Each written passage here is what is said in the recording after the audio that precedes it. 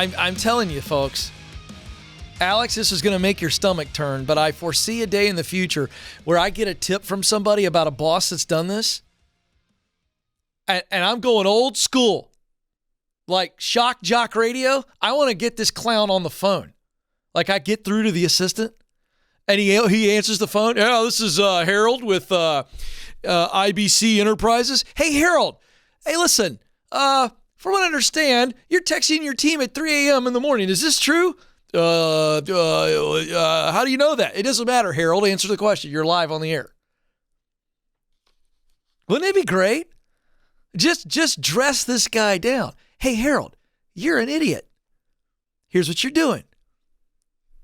I'm doing you a favor, Harold. And Harold, I'm paying attention. If you go after your team and you fire any of them, I'm going to take you to task. That would be really fun. I don't know how I'm going to do that, but that would involve a cape and a mask and I'm sure many more things. But leaders, listen, you need to pay attention to what you're doing.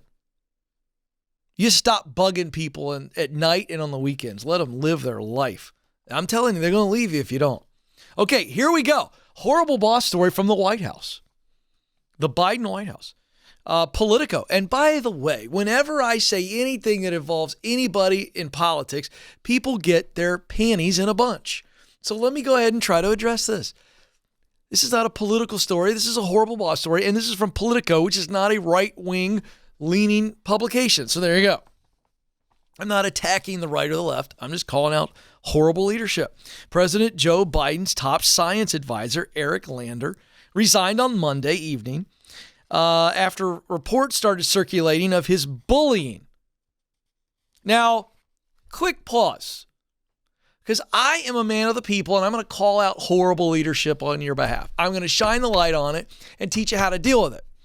But let me also just say, we've gotten to a place in our society in 2022 where we throw the word bullying around a little too loosely. Okay? I'll jump back into that. Is it bullying or is it just poor leadership? Is it a personality thing? Was it a moment of weakness or is it bullying? Oh, let me just say this. Somebody being rude or abrupt, a little too intense, this is not bullying. This is a bad decision and they didn't guard their emotions correctly. That doesn't make them a bully. A bully is intentionally intimidating, intentionally humiliating, on purpose. All right. So Politico was the first to report that the White House had launched a 2-month investigation into Lander's leadership activity. They found credible evidence that he bullied his then general counsel, Rachel Wallace. Now, again, the article doesn't detail out what bullying means here, but more. In addition, 14 current and former staffers shared descriptions of a toxic work environment under Lander, where they say Lander frequently bullied subordinates. Several shared specific accusations that he belittled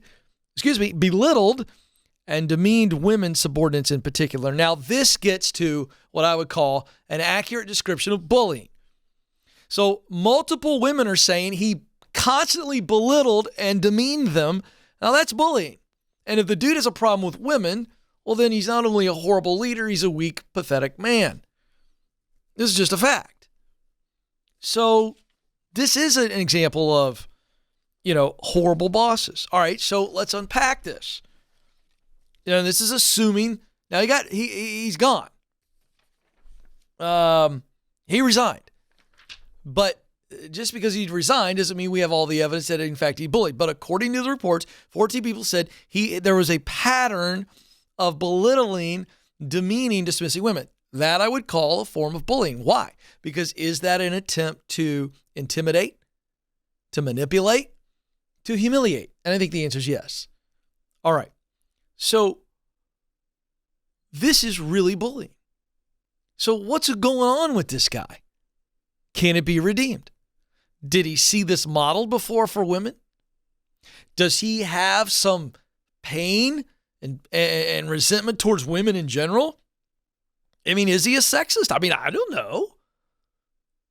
But the reason I'm bringing this up is because when there is a real case of bullying going on, I wanted to stipulate the difference between, I think you can confront a micromanager in the ways that we led the show with. I think there's redemption there. I think that can be restored if the leader is at least mildly healthy or is seeking to be healthy. Bullying is a whole nother level here. We've got some, and I'm going to be honest here. It's a form of sickness, of pain, of infection. Now stay with me. Micromanaging is fear-based, and so is bullying.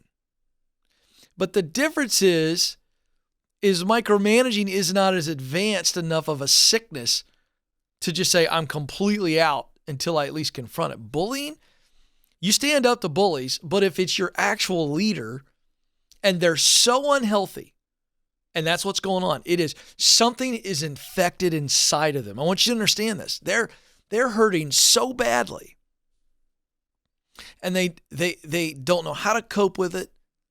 They aren't seeing anybody to get help. They don't currently have the tools or the desire to get better. So it's the same as me having an infection on my body somewhere. Let's say I have an open sore on my arm and it gets infected, and I'm like, it hurts, it stinks, it's oozing, it's affecting other people when they see it. I know, Amanda, but I had to make the point. Poor Amanda, I grossed out. But this is the deal. A bullying leader is oozing pain. I'm just telling you, they are. And in that situation, they have to get help. It's infection and they're sick. Yes, you confront it, but in this way. I'm not going to allow you to treat me this way.